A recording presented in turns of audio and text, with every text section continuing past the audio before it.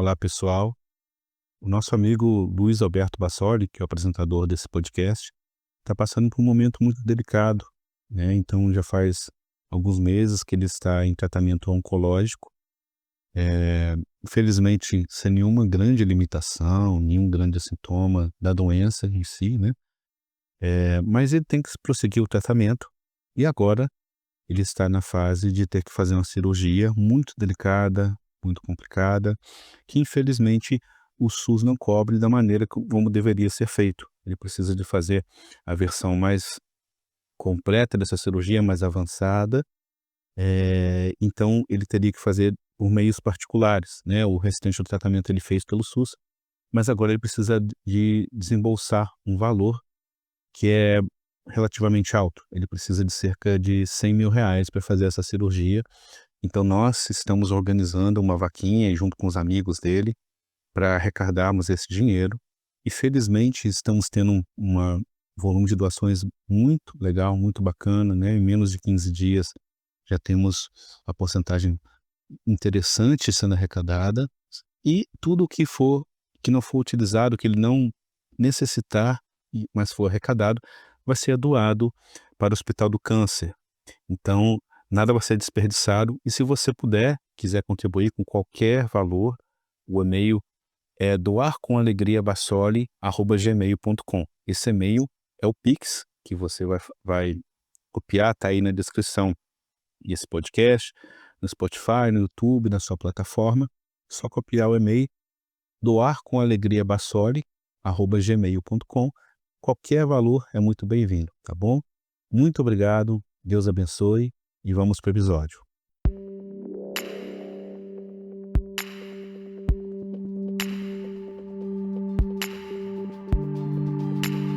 Filhos de Francisco. Está chegando a hora, é hora de partir. Me dá uma dor no peito, ter que ir embora e te deixar aqui. Está chegando a hora, é hora de partir.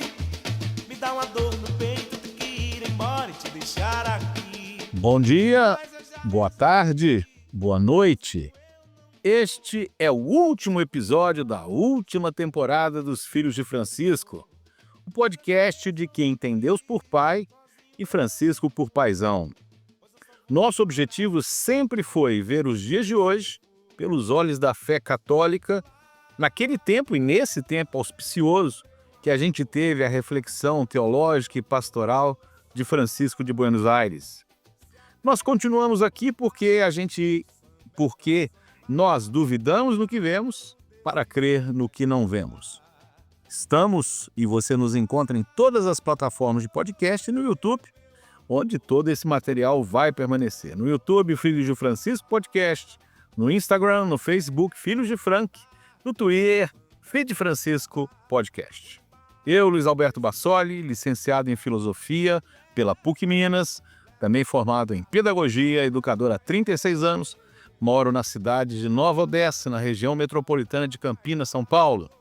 Comigo, Gabriel Resgala Silva, psicólogo e mestre em Ciência da Religião, pela Universidade Federal de Juiz de Fora, onde ele reside hoje, saudoso do Pão Borboleta de Carangola.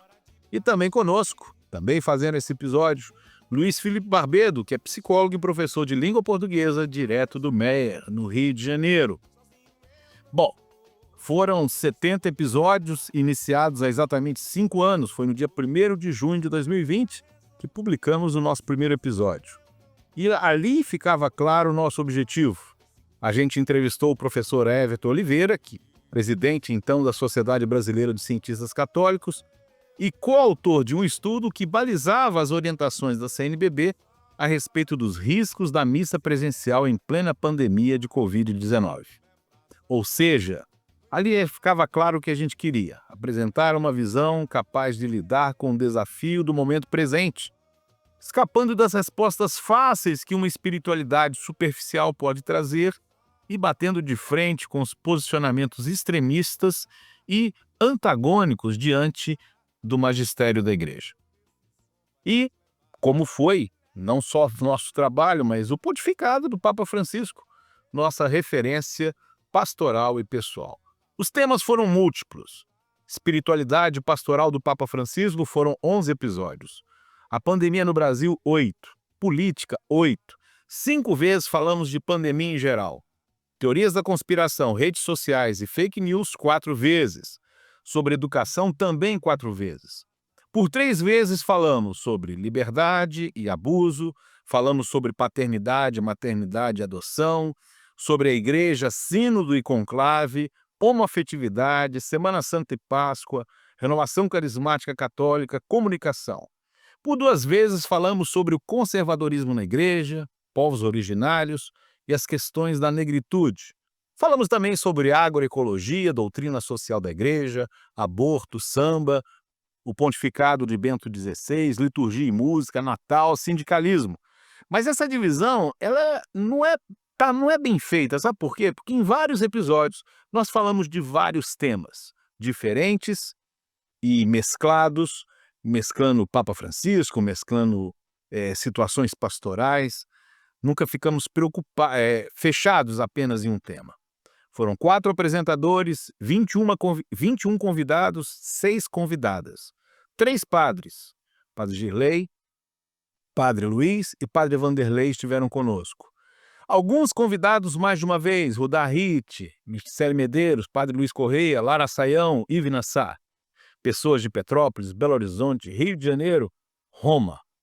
Filhos de Francisco está terminando a sua trajetória. E eu tenho a alegria de estar hoje, mais uma vez, com Gabriel e com o Barbedo.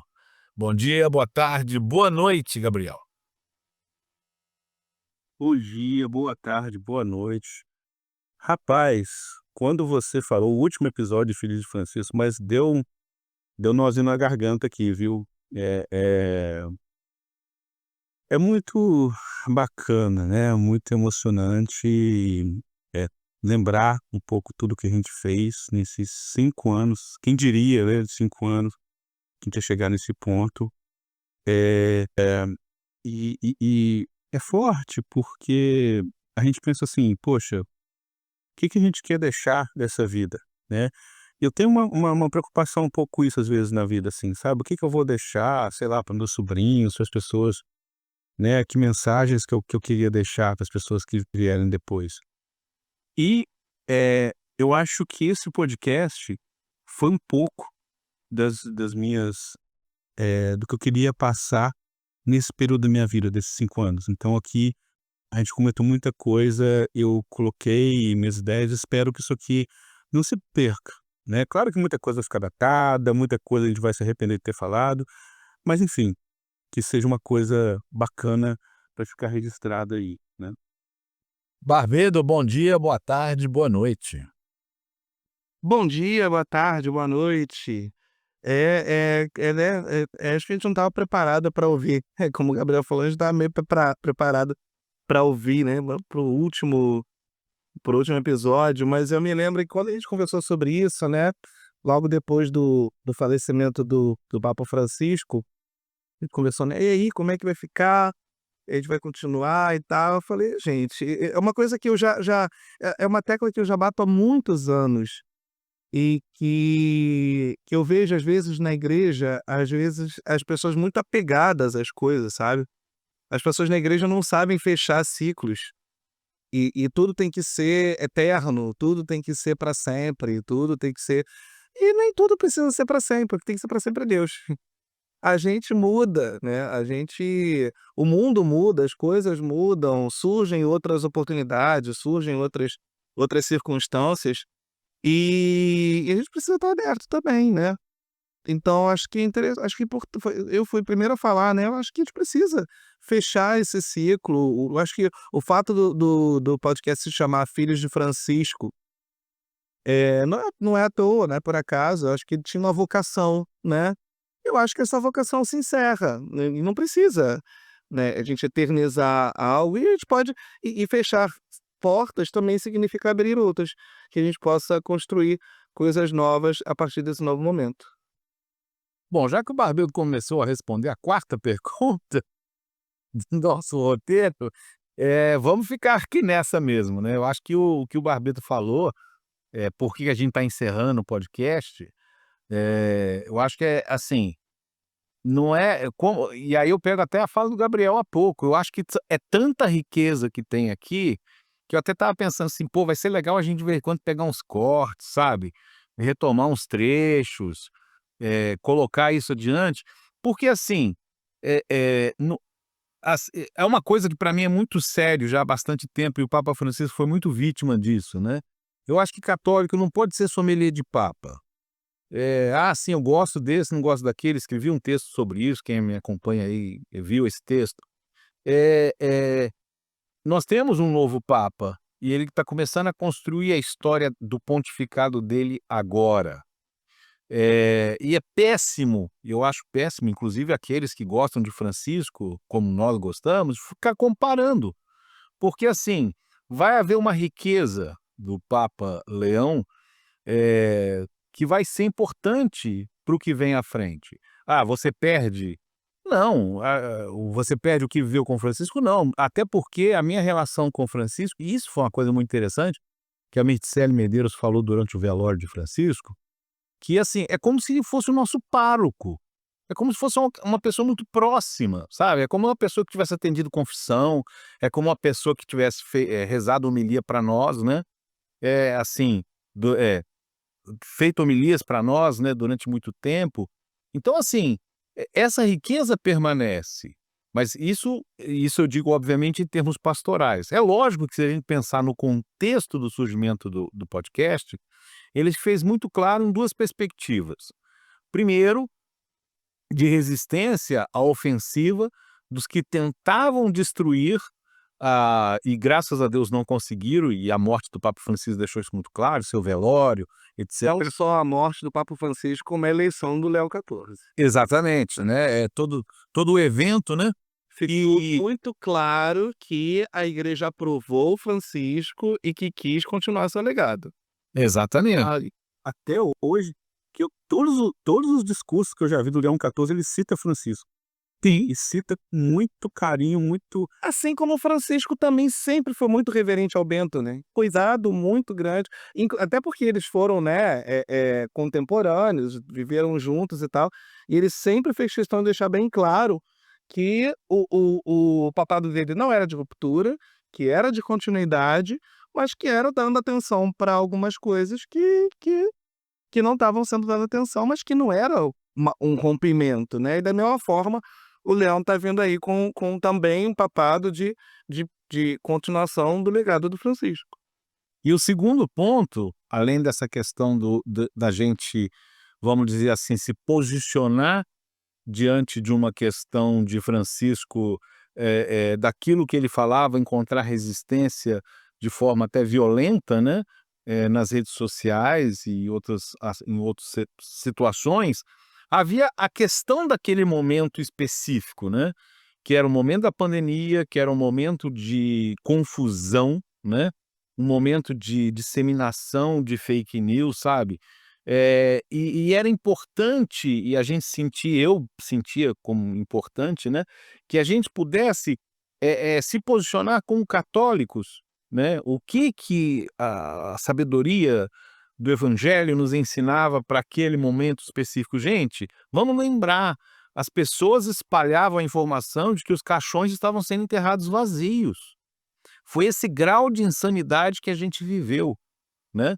Foi assim, não era uma questão de, isso para mim foi talvez a coisa mais, é claro que teve pessoal que fez buzinaço em frente ao hospital, que invadiu o hospital, mas é uma coisa muito perversa que a gente vivia, um momento muito específico. E de dentro das nossas casas, cada um no seu lugar naquele momento, a gente foi capaz de levar essa mensagem de esperança e do evangelho conforme a gente experimentava de Francisco. Gabriel, e para você, né, o que que significou o início, e por que que a gente então encerra esse podcast, melhor dizendo, por que que a gente encerra esse podcast? Qual o sentido dele não ter mais sentido, vamos dizer assim? Olha, eh, eu acho que ele foi, a gente foi espaçando as gravações com o tempo, né, então, no início a gente fazia uma por semana, né, às vezes até um pouco mais, a gente comentava, tinha uns destaques da semana que a gente fazia, comentava várias coisas que tinham acontecido na semana, depois tinha um tema, né, a gente foi se passando mais naturalmente, cada um foi tendo a sua vida, as suas questões, veio, né, a sua questão aí importante de saúde, e a gente também foi vendo que, eh a gente não sentia, assim, necessidades tão urgentes assim, né, de passar, de comentar as coisas, de passar alguma coisa, né, e ao mesmo tempo, a gente foi sentindo que muito do que a gente queria falar já tinha sido falado, né, e eu percebi isso. Eu lembro que eu fazia listas assim: "Nossa, esses temas aqui são temas que eu acho muito importantes da gente falar", né. Eu exagerei falando tudo, né, porque tem temas específicos que eu queria, por exemplo, ter feito episódios sobre eles, um episódio só sobre teologia da libertação. Ó, imagina maravilha que ia ser, né. Um episódio sobre armamento, sabe, temas assim, mas menos esse tema a gente citou eles, a gente falou sobre eles em alguns episódios. Então, como era muito livre, né, a gente teve isso, né, pôde conversar, pôde falar, pôde trazer convidados muito bacanas, que depois a gente pode falar deles aí, né, que inclusive o Luiz Brinquedt lançou Vanguarda, trazendo a Mirticelli e outros também. Mas, enfim, eu acho que a gente é como o Barbeto falou, a gente, falou muito do que a gente queria falar. É claro que a gente vai continuar se comunicando, temos já um pouco essa natureza de comunicadores. Eu estou um pouco mais afastado das redes sociais, mas de vez em quando eu dou meus pitacos por lá, né, mas é isso, eu acho que a gente, né, fez a nossa missão, coincidiu, né, que esse tempo, né, tivesse aí a gente tivesse a perda do Papa Francisco, e a gente tinha 2 opções: ou mudar o nome do podcast, né, eh, ou falar: "Não gente, vamos ir para outro", né, e a gente escolheu essa segunda opção mesmo, né. E é interessante que ao falar, né, ao começar porque vamos encerrar o podcast, a gente acaba indo no ponto inicial, por que que a gente começa o podcast, né. E eu vejo que havia, da minha parte, e aí eu gostaria de ouvir vocês também, havia como que uma voz calada, né. Pra mim foi profundamente, traumático ver, irmãos e irmãs de caminhada caírem exatamente no mesmo erro, que foi um erro, eh clássico, né, da teologia da libertação, que era trazer a vida partidária para dentro da igreja, né.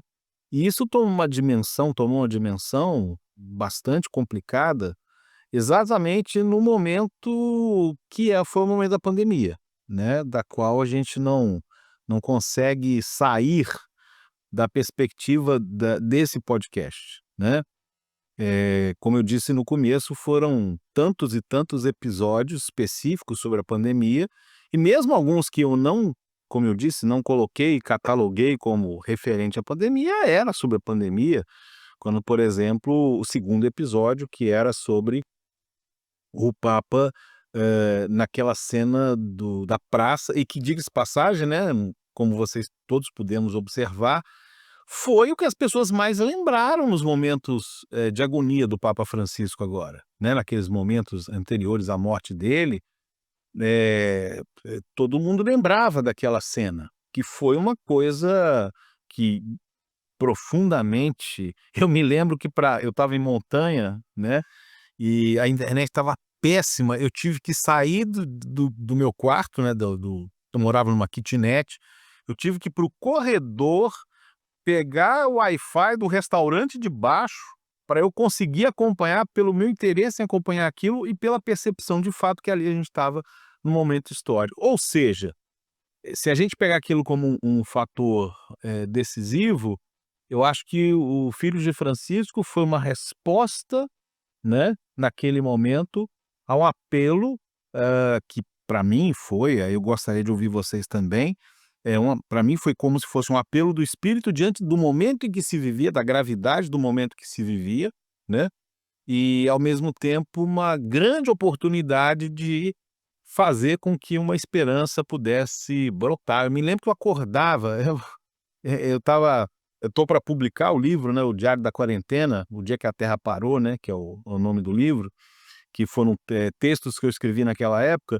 Eu me lembro que eu acordava igual você acorda assim, quando morre uma pessoa muito próxima, você dorme, né, aí no dia seguinte você acorda: "Não, aquilo foi um pesadelo", sabe, você fica pensando, aí fala assim: "Gente, não, é um pesadelo, o mundo todo tá parado, não, isso não é verdade". Eu acordava com aquele senso de estupor, e foi nessa perspectiva que eu acho que a gente pôde, e eu pude mais mergulhar ainda na espiritualidade, na reflexão teológica, nesses tempos auspiciosos, né, como gosta o Gabriel, da reflexão teológica de Francisco de Buenos Aires. Ô Luiz, por que você pensou e começou esse podcast, Que Hora Se Encerra? Eu estava lembrando aqui como se for como na verdade eu estava lembrando de antes do podcast começar, porque como a gente estava conversando aqui antes da gravação, eh, eu conheci o Bassoli e conheci o Gabriel pelas redes sociais, via o que os 2 postavam e via que nós 3 tínhamos mais ou menos as mesmas inquietações. E nós 3 tínhamos pensamentos muito parecidos, falávamos coisas muito próximas, e que eu achei que a gente tinha que se juntar de alguma forma para fazer qualquer coisa, né. E eu via que o Bassoli era uma pessoa que tinha bastante iniciativa, muita experiência, né, o Gabriel tinha uma bagagem também enorme, e que se a gente juntasse, a gente conseguiria fazer algo bem legal. Pelo menos para ser uma voz de resistência a um movimento que nós 3 e mais outras pessoas que eu também via, mas estávamos incomodados de olhar para Francisco e ver uma coisa, olhar para a igreja e ver outra. A sensação que eu tenho, né, quando você estava falando sobre o começo, a sensação que eu tinha era essa, que nós olhávamos para Francisco, olhávamos para os pronunciamentos, olhávamos para os documentos e víamos uma igreja e olhávamos à nossa volta nas paróquias, os padres, os bispos e via outra igreja, né, e que havia uma discrepância muito grande. E por que que isso estava acontecendo, né, e que pelo menos para nós que tínhamos vivido um período em que a igreja estava bem mais coesa, né, em torno do João Paulo II, depois em torno do Bento, mesmo sendo o Bento mais conservador, não houve uma divisão tão grande quanto houve depois no papado do Francisco, a gente não, pelo menos eu não estava entendendo o que estava acontecendo. E por que estava acontecendo e se a gente devia ficar calado ou não.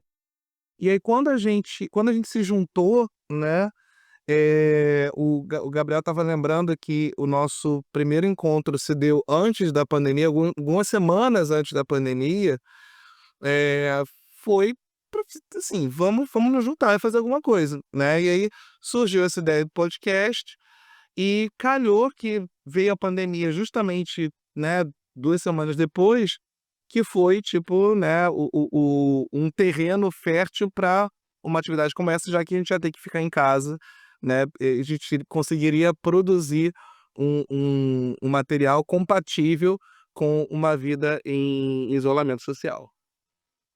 E com certeza naquele momento, eu teria que procurar aqui, né, mas assim, eu não tenho dúvida quanto a isso. O que era a pandemia, para mim, já se mostrava bastante claro o que vinha pela frente. Digo isso porque até meu filho, que escreveu o prefácio do Diário da Quarentena, comenta que eu alertava sobre o que vinha pela frente e ele achava: "Isso é exagero do Bassolão, né?". Mas, de fato, eu acho que esse contexto, e foi interessante você falar, mas eu queria acrescentar uma coisa que você falou, Luiz, também. Não só padres e bispos, mas leigos, movimentos, pessoas ligadas à renovação, no meu caso também, que pareciam não, assim, era como, isso que você falou, me lembrei mesmo, era uma sensação, assim, né, meio dicotômica, né, meio assim: "Ué, mas que é isso, né? Que que igreja é essa que tá assim, parece que o Papa falou uma coisa e as pessoas não estão ligando para isso, né. E aí durante sua fala eu pensei assim: "Poxa, mas eu acho que de repente, foi tudo uma situação que acabou permitindo que se consolidasse, né, essa presença de Francisco".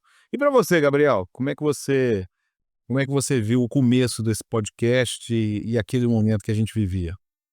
Olha, eu achei aqui agora a primeira mensagem que eu mandei pro Barbedo, dando ideia disso, porque, eh eh, eu não lembro como eu e o Barbeiro começamos a seguir um ao outro no Facebook, né, e eu falo até isso na mensagem, eu vou ler o comecinho dela para vocês, olha só, foi no dia 22 de fevereiro de 2020. É interessante que eu tinha ideia que a gente já vinha falando disso há muito mais tempo, mas não, foi pouquíssimo tempo antes da pandemia, né.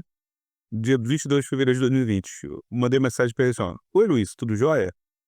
Cara, nem lembro de como nos encontramos aqui no Facebook, só sei que fomos compartilhando coisas um do outro e percebemos uma sintonia de pensamento. E é muito bom sentir isso, sabe, essa sintonia em tempos tão distópicos. Nunca imaginei viver isso, um mundo em que a sensatez parece tão rara. E dói, sobretudo, sentir isso dentro da nossa própria igreja que tanto amamos.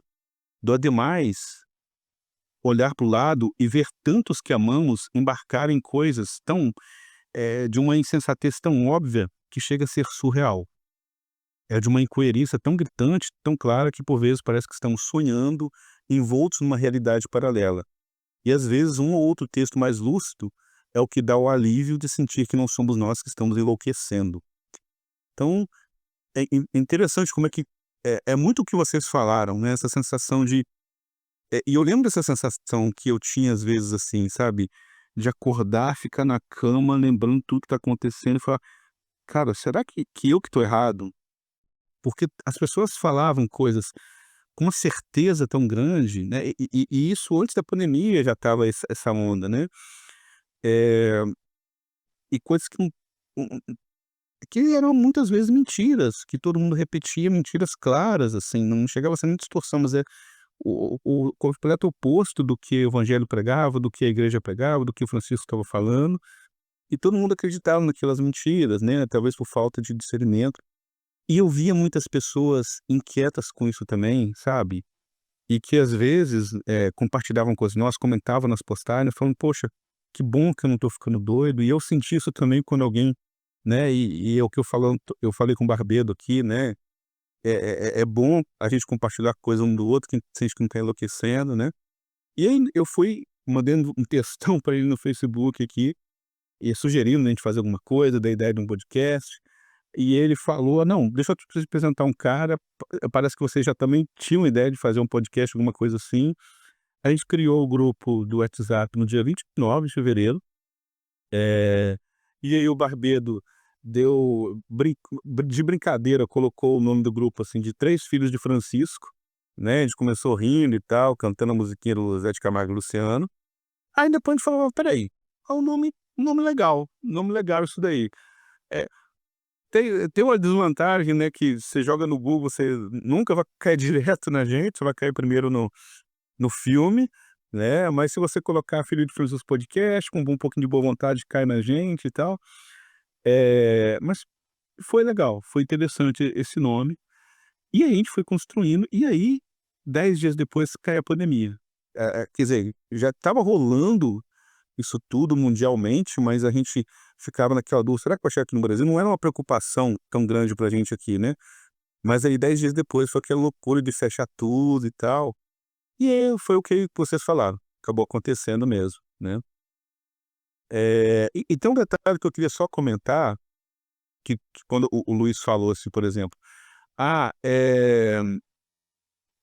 a gente via muita gente com erro do partidarismo, né, de escolher um lado partidário, né. É sempre uma coisa muito delicada, né, porque eu tô falando isso porque muitas vezes alguma pessoa fala: "Ah, mas vocês têm lado, né".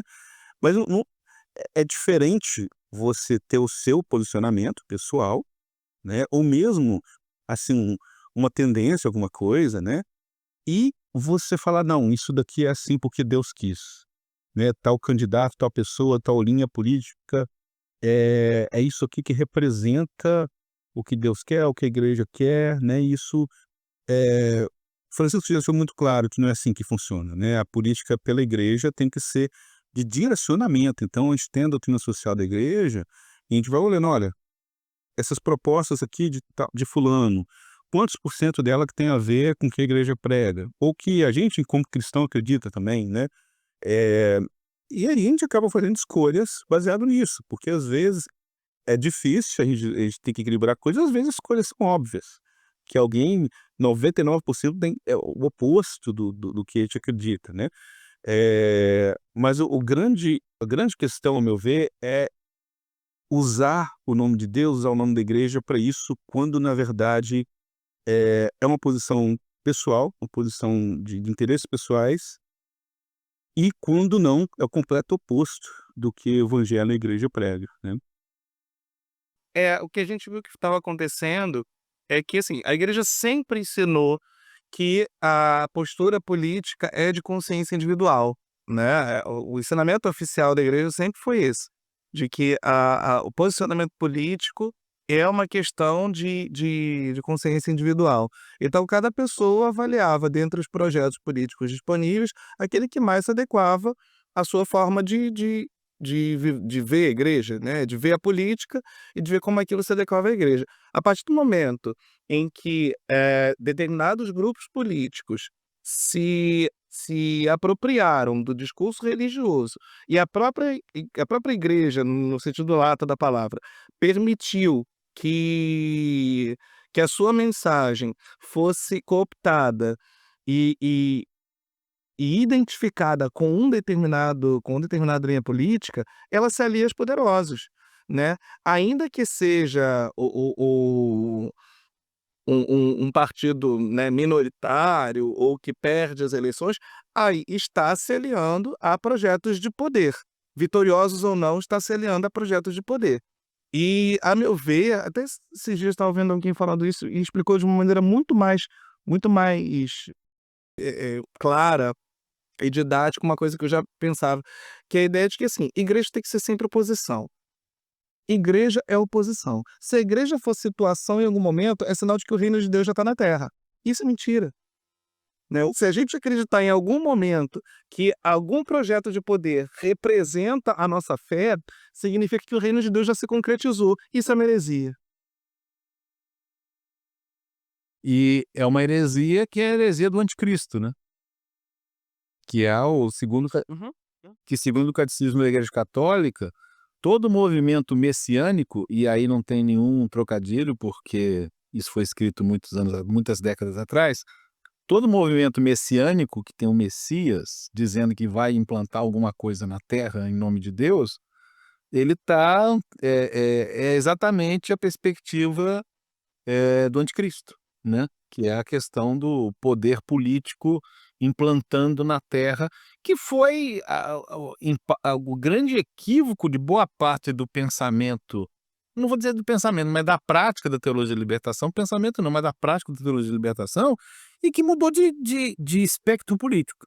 Era E que na verdade não foi a primeira vez, não é a u não tem não está sendo a última, não, né. A história, eu acho que nem que só da igreja, né, a história da salvação em geral é sempre regada de, associar fé com poder político e ver que isso não dá certo.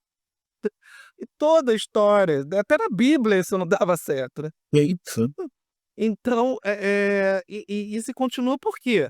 Porque é muito fácil e muito cômodo você ter um projeto de poder e você se aliar a pessoas que, eh eh, que vão acreditar no seu projeto de poder como algo divino, como algo revelado, como algo, né, e que a grande diferença da religião, né, do conhecimento religioso para todas as formas de conhecimento, é que o conhecimento religioso ele é inquestionável, né.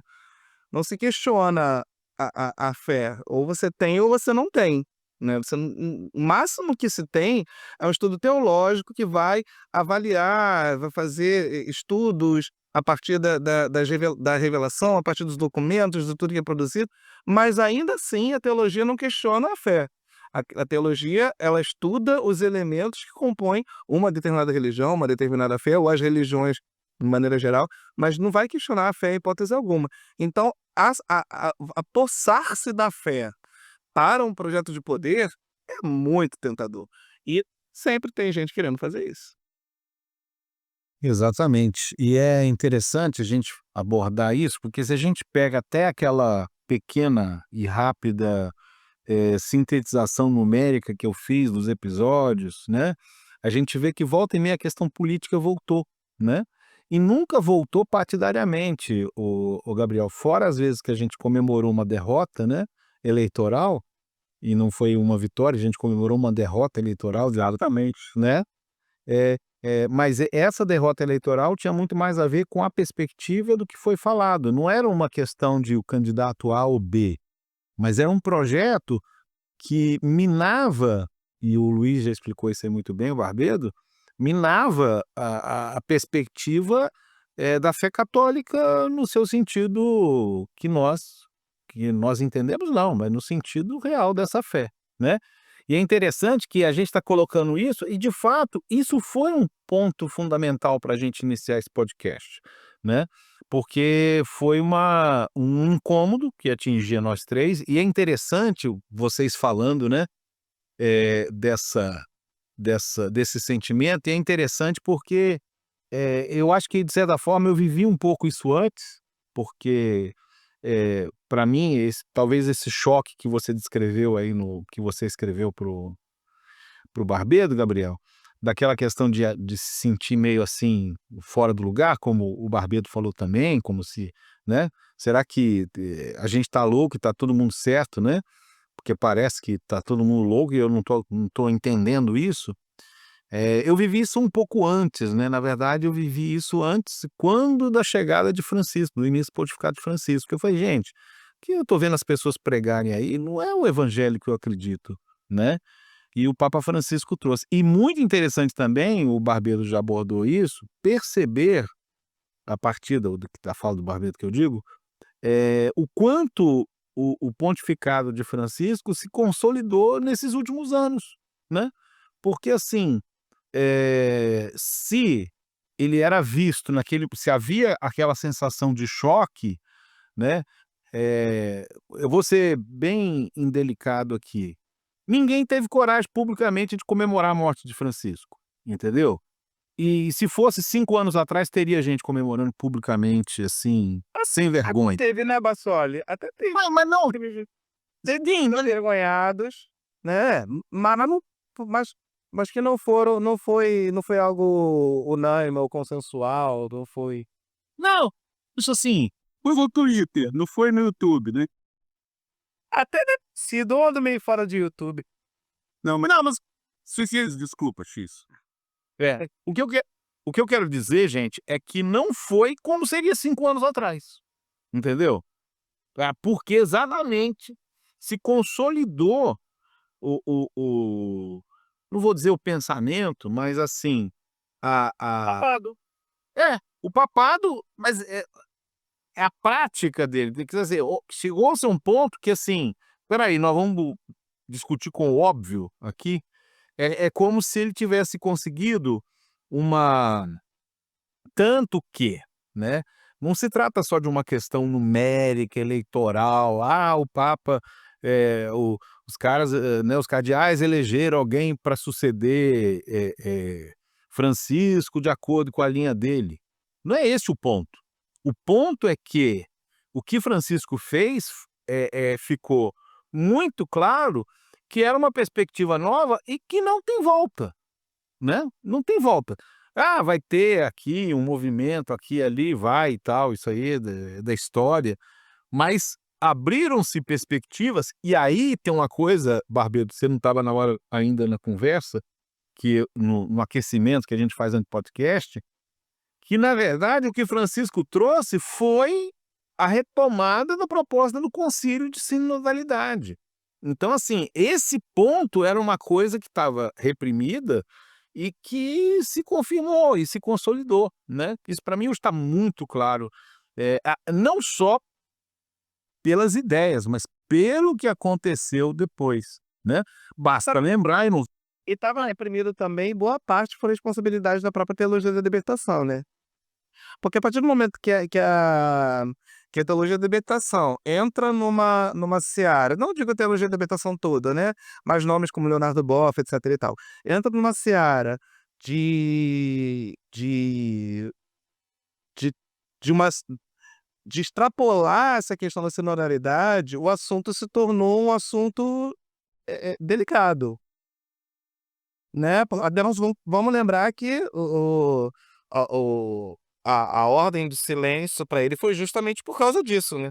É, só para contextualizar, quem não sabe, o que eu vejo, assim, e é sempre bom botar esse adendo, esse disclaimer que o Barbeiro colocou, não é toda a teologia da libertação, inclusive o Papa Francisco foi formado numa das vertentes da teologia da libertação, que é a teologia do povo, que é bem diferente da teologia da libertação que a gente teve mais influente aqui no Brasil, mas qual que é o problema dessa teologia da libertação que esteve mais influente aqui e que foi tão criticada pelo Vaticano, pelo Ratzinger e tal, ao contrário da teologia da libertação em geral, que tem sempre uma frase do Papa João Paulo II falando: teologia da libertação é útil e necessária. Joga no Google que você vai ver. Exceto, né, essas ondas mais marxistas, né? Ele coloca explicitamente isso. Porque foi um momento que... Qual que era a ideia deles? Era pegar o concílio Vaticano II e ir além. Eles falavam assim: a gente não vai só você estar preso nos documentos do concílio, a gente quer ver o espírito do concílio. Só que aí virou eu ia falar uma expressão esquisita aqui, mas virou um samba doido, entendeu? Virou uma coisa totalmente descabida, eh, e juntando duas coisas inconciliáveis, que é o marxismo, que é por natureza, um materialismo ateu, um cristianismo, né? E aí foi o grande problema, que extrapolou tudo, e aí, com certeza, isso que fez João Paulo II segurar mais um pouco. Mas desculpa, a gente acabou te interrompendo aí, o Bassoi, pode continuar. Eu acho que vocês estão querendo fazer o episódio sobre teologia da libertação que a gente não fez ainda na história do podcast, mas eu queria fazer uma observação ainda sobre o assunto, que eu, assim, Vem aí. concordo com tudo que vocês falaram, mas quer dizer que o problema da teologia da libertação é que o pessoal era muito chato. Era muito chato. Eu sei, eu convivi com gente santa da teologia da libertação, mas convivi com umas malas, pessoas insuportáveis, que eram assim, juízes do bem e do mal universal. Ah, mas você fala assim, renovação carismática também era para ser casado. Mas aí é uma outra questão, mas da renovação carismática a gente já falou bastante, foram 3 episódios específicos, então não vou estender não. Mas é interessante, Barbeiro, se você, assim, já que você falou isso, interessante. E é esse o ponto. Você sai de um extremo e você critica esse extremo. Não, teologia de libertação, partidarizou a igreja, e você vai para o outro. E isso é uma coisa que nos incomodou. Por quê? Porque eu sempre tive posicionamentos políticos pessoais muito claros, mas nunca, em nenhum momento, isso interferiu. Nós sabe? Por quê? Porque assim, eh, a perspectiva era muito clara. Você não pode, não é que você não vá trazer o evangelho para a política, mas você não vai trazer o partidarismo para dentro da vida da igreja. E outra coisa, tudo que nós falamos em relação à política, a gente falava em nosso nome, entendeu? Sim. Jamais ter a pretensão de dizer que nós estamos falando em nome de Deus ou em nome da igreja. Sim. Tudo que nós falávamos em relação à política, porque a gente fala: "Ah, porque vocês têm lado". Sim, óbvio, né, nós não somos, apartidários, nós não somos neutros, né, mas jamais a gente ousou dizer: "Não, porque a igreja tem que ser isso, ou a igreja tem que ser aquilo". Minto, a igreja tem que ser desse lado ou desse partido e não desse lado ou desse partido, né. Agora eu só queria falar uma outra coisa rapidinho, que tem a ver com o que a gente estava falando sobre a questão de poder, que agora me veio um insight aqui que eu queria jogar no ar, a gente pode deixar no ar, vocês podem pegar para cortar. Eh por que porque a gente falou, né, a renovação era a teologia da libertação era chata e a renovação também, né, mas por que que a teologia da libertação foi tão combatida e a renovação carismática não? Eh, eu tenho uma visão pessoal, né, de que a renovação carismática, ela sempre foi muito pelo fato dela não mexer muito com política, não mexer muito com estruturas de poder, etc e tal, ela sempre foi muito confortável, né, ela sempre foi muito dócil. Já a teologia da libertação não, né, porque a teologia da libertação viesava mexer com estruturas de poder. A renovação não tinha essa pretensão. A renovação não tinha a pretensão de mexer com estrutura de poder nenhuma, né. A visão muito pelo contrário, a visão dela é totalmente, espiritual e ela até muito criticada por isso, né, porque era tida como alienada, como espiritualizada demais e pouco pé no chão.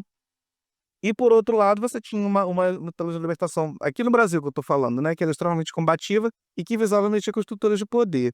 E aí a gente volta ao que a gente estava falando sobre a questão da igreja ser oposição, que é no sentido de que se a igreja se alia ao poder, ela perde a sua função de ser no mundo, porque ela acredita que, né, que a função da igreja é construir o reino de Deus na terra. Se você acredita, se você pretende conservar os valores do mundo como sendo valores cristãos, os valores do mundo que eu digo os valores reais, os valores que já existem, que já estão consolidados, que já estão na nossa sociedade, que já estão estabelecidos. Esse é o projeto de Deus, então o reino de Deus já está implantado, né. Agora, ser igreja é pensar sempre: "Tá, o que que falta? O que que tá faltando no nosso mundo, na nossa vida real, para que a gente possa dizer que o reino de Deus está sendo implantado na terra, né? O que que tá faltando?" E essa que eu acho que eu vejo que é a grande diferença entre a igreja conservadora e a igreja progressista. Mas ponto, joguei a bomba no ar. Não, essa foi muito a nossa reflexão, eu acho que você sintetizou durante esse período de uma coisa também, né, eu acho que a gente não tem resposta para tudo, né, não é esse o ponto, nós sabemos a verdade, temos a resposta. Eu acho que Eu acho que o grande problema foi ter surgido gente que vinha com resposta, né? exatamente, e é isso, exatamente porque essa resposta, especialmente, ela batia de frente com o ensinamento do evangelho, não é? Era uma resposta ainda, bastante enviesada. E aí, dentro dessa conversa que a gente teve agora, eu faço a pergunta, né, até diante do que a gente falou aqui, se a gente fosse resumir, o que que nós aprendemos nesse podcast? O que que nós, o que que foi mais importante, então não é só aprendizado teórico, obviamente que não, mas o que que foi mais importante nessa caminhada do podcast para nós? Eu começo com você, Gabriel. Rapaz, não estava preparado para essa pergunta, deixa eu ver. Deixa o Felipe responder. Vai lá Felipe, Vai lá, Felipe. Eu acho que o nosso, pelo menos pra mim, né, eu acho que o maior tesouro que a gente teve, que eu trouxe pra mim, eu acho que foram as parcerias.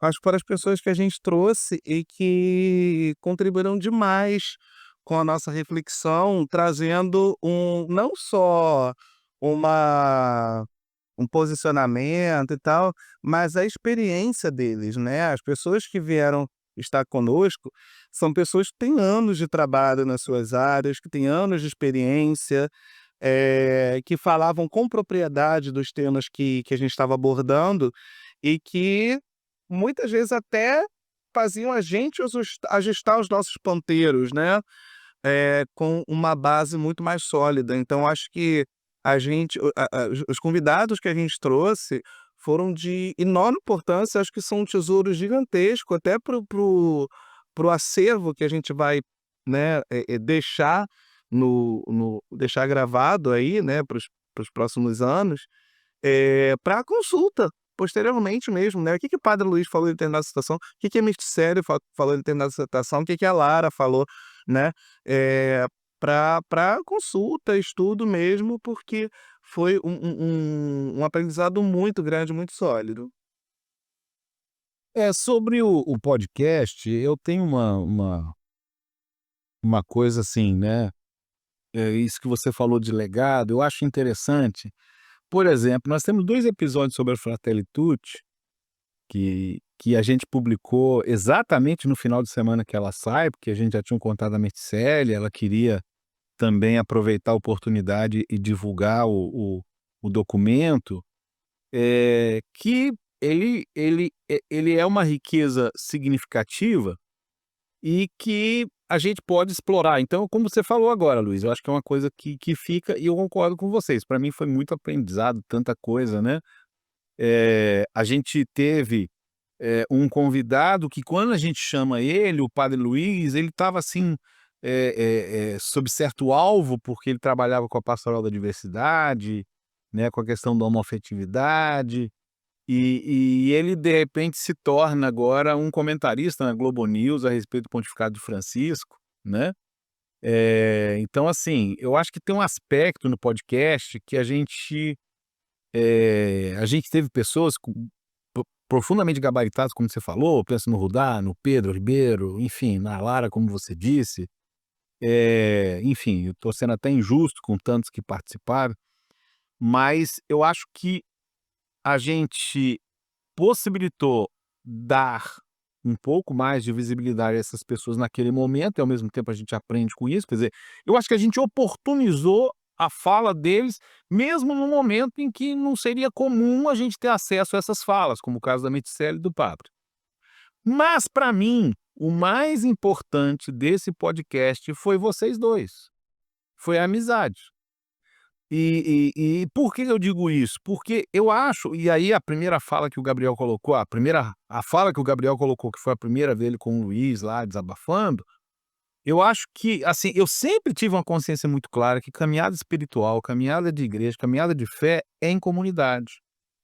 E eu acho que nós formamos uma comunidade informal, vamos dizer assim, mas a gente vivencia uma trajetória de comunidade que foi muito importante para nós 3, né. Eh, a gente não vou dizer que nós somos amigos íntimos, embora a gente compartilhe as nossas intimidades entre nós, assim, mas até pela distância, né. Tem coisas que você não consegue, né. A gente se encontrou pessoalmente os 3 uma vez, né, os 3 juntos, não é isso? Os 3 foi uma vez só? Eu acho que sim, Foi só uma vez, os 3 foi só uma foi ano passado, no meio do ano no Rio. que foi a única vez que encontrei o Barbeiro pessoalmente. Verdade. Sim.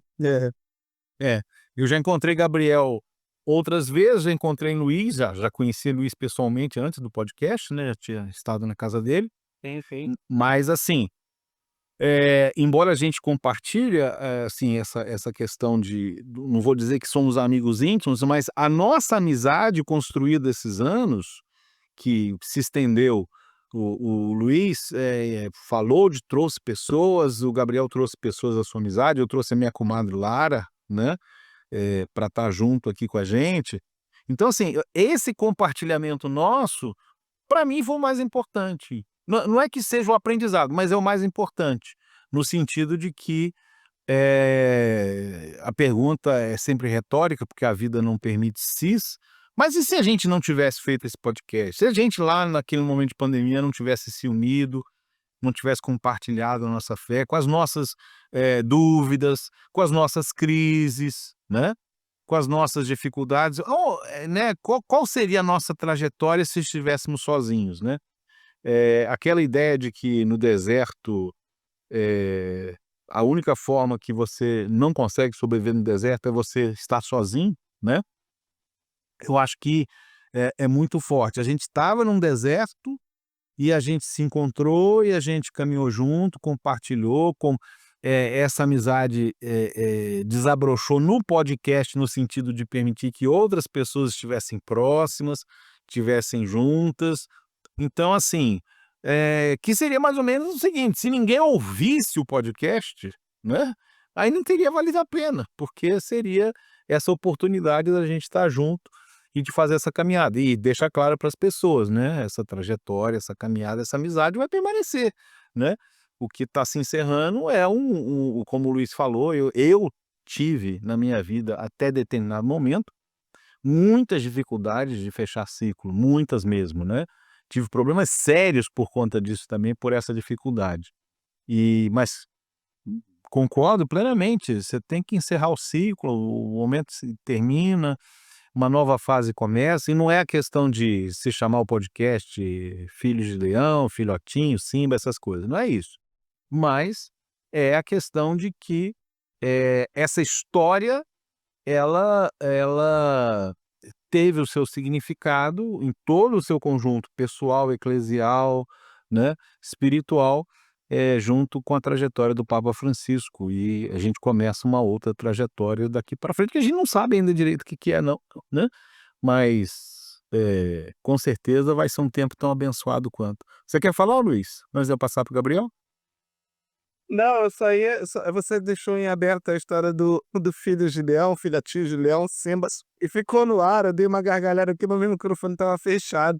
E aí, pô, quem tá ouvindo aí não deve ter entendido, né. No que o Leão foi eleito, a gente estava conversando entre nós: "E agora, gente, vai continuar o podcast, não vai continuar o podcast, vai botar vai mudar o nome e tal. Aí, será que vai ser Filhos de Leão?" Eu falei: gente, Filhos de Leão é o Simba". Não Simba, né? E esse dia foi engraçado, porque foi o dia da eleição do Papa Leão, né, eu estava com 1000 compromissos, então eu ia acompanhando um pouquinho aqui, um pouquinho ali e tal, então não deu pra ficar frenético no WhatsApp que nem os 2. E eu cheguei de noite lançando piadas, achando que eu estava sendo o máximo, assim: "Ah, nosso podcast vai se chamar Simba, então é só não falando uma coisa", quando eu fui ver, eles já tinham feito tudo, assim, sabe, fiquei muito retardado na história aí. Só faltou a gente usar IA pra fazer logo. Nem só faltou isso. Mas Gabriel, você, respondendo a pergunta agora, eu acho que você teve tempo para. Sei que você tive um tempinho, mas, inclusive eu concordo plenamente com os relatores, né, eu acho que vocês responderam, me lembraram, né, de que eu mais aprendi com esse podcast, com os convidados, com certeza, porque eu realmente eu acho que eu não esperava a gente ter tanta riqueza, assim, com os convidados que a gente conseguiu. Ô Gabriel, Sim, desculpa eu te interromper, eu vou fazer um comentário, que eu quero deixar a sua fala para o final mesmo, e aí mas eu não quero voltar depois nisso. Cara, é uma coisa que a gente comentou aqui várias vezes, eu falei que me incomoda muito não haver um espaço, eu não percebo um espaço que seja de amplitude para que as pessoas possam aparecer aparecer no bom sentido, né, se mostrar aquilo que elas caminharam. Eu acho que a gente viveu isso muito bem, trazendo pessoas que tinham riquezas e que apresentaram e que enriqueceram todo mundo que acompanhou, e vai continuar enriquecendo, porque o material está aí. sim, sim. E sabe o que eu estava pensando aqui agora, gente? Esse podcast, ele ficando como registro, eh, a gente tá entrando numa fase agora da inteligência artificial, que tudo que tá na internet vira alguma coisa, vira conteúdo. Então, mesmo se ninguém vê, alguma inteligência pode pegar, esse conteúdo e transformar em alguma coisa produtiva. Olha que interessante isso, pensar dessa forma, né. E a riqueza que esse pessoal trouxe pra gente foi de várias formas, né, tanto riqueza, de conteúdo, né, de estudo, né, como a Miceli, que a gente, né, nosso orgulho, né, que foi, a gente brincava que ela era a nossa vaticanista, né, no início, agora ela é a vaticanista do Globo News. Eh A gente é fã da Mitsele antes dela ser modinha. Exatamente, exatamente. E agradecendo a Tati, a minha cunhada, que foi quem fez a ponte, quem sugeriu a Mirticelli pra gente, né. Eu acho que ela seguia a Mirticelli no Facebook, não sei, enfim, né. E foi bacana isso. O padre Luiz também, como o Bassoli citou. E aí eu tô lembrando agora de 2 pessoas que, por algum motivo não entraram na sua lista, Luiz, mas que tiveram 2 participações com a gente também, que foi o Bruni, e o Leandro Alberione Costa, 2 amigos meus do MUD, Universidade. Verdade, verdade. Enfim, deve ter outras pessoas aí, e é muito episódio, graças a Deus, então é difícil a gente contabilizar tudo, mas com certeza todos, assim, marcaram muito, seja com experiência de conhecimento, seja com experiências práticas, né. Eu lembro que a mulher do Leandro, ela trouxe pra gente uma experiência de adoção riquíssima, assim, que ela trabalha com adoção. É que eu citei no resumo. Sim, sim, o Renato que trouxe a questão da fazer o bem na pandemia, o Renato, Lopes aqui de Juiz de Fora, foi um trabalho excelente com a ABAN. Tem tanta coisa que a gente fica aqui, a gente fica a noite inteira lembrando, né. Então, essa riqueza que a gente conseguiu, acredito que boa parte por conta da pandemia, então muita gente estava disponível, né, para poder participar com a gente, que estava ali começando mesmo. Eh, e a amizade, que realmente foi uma grande conquista, e é interessante porque a gente começou, o grupo no WhatsApp, o nosso grupo, né, de nós 3, depois veio o Juninho também, nosso grande amigo que participou com a gente um tempo, depois seguiu a vida dele lá, mas estava participando com a gente também no primeiro tempo lá dos Filhos de Francisco. Primeiro ano ele fez a maioria dos episódios, eu acho. Ele era, né, participava bastante, participava das lives comigo no início e tal, contribuiu muito com a gente também, né, demais. E tô até lembrando, nesse tempo a gente chegou a ser programa de rádio, né, a gente passava na rádio educativa de Carangola, Verdade. foi legal, dava um trabalhão editar, rapaz, que tinha que ter tempo, tinha que ser 2 blocos de 25 minutos cravadinho pra ter um comercial no meio. Nossa, isso me deixou louco fazer essa edição. Mas, e a gente começou o grupo do WhatsApp por conta de fazer um podcast, mas se tornou um grande grupo de amigos que tá aí até hoje e vai permanecer, né, e é um grande refúgio pra gente, né, com certeza um dos grupos mais ativos que eu tenho no WhatsApp, se não for o mais ativo, quando a gente pode partilhar tanta coisa que às vezes a gente não sente à vontade em outros lugares, a gente pode, enfim, brincar, zoar e se sentir íntimo lá, então, com toda certeza foi uma coisa grandiosa que a gente conquistou com esse podcast, né. E por fim, mais uma coisa que eu acho que eu aprendi com esse podcast, ele me trouxe maturidade também, sabe. Eu acho que esse período todo que a gente passou de pandemia, e pandemia e pandemônio, né, pandemicídio, que a gente passou aquilo tudo, foi um momento muito difícil, muito profundo, de muito aprendizado, né, e que eu vi que eu amadureci muito, e o podcast acompanhou esse meu amadurecimento também.